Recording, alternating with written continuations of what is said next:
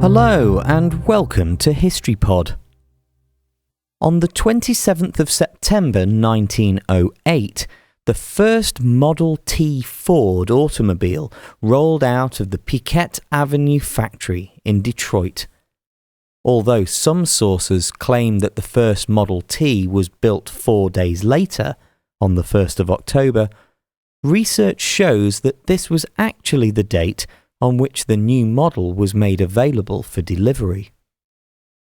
The new Model T wasn't the first to be produced by the Ford company, but it was significant for being the first widely affordable car.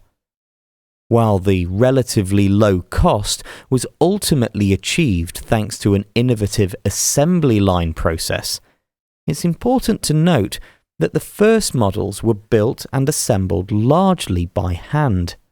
Only 11 cars were completed in the first month of production.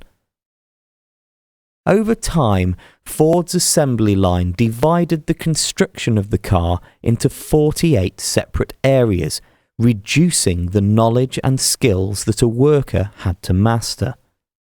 Conveyor belts would move the vehicle from labourer to labourer, and as the assembly line was refined, a new Model T rolled off the line every 3 minutes, a construction time that was so quick that the paint barely had time to dry. It was for this reason that Ford only painted the car in Japan black, as it was the only coating that dried quickly enough.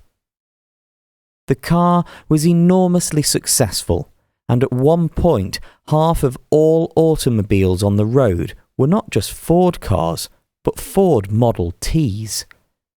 Even as other companies began competing, the Model T continued to be produced, with the factory only bringing its production to a halt in 1927, 19 years after the first one rolled out of the factory.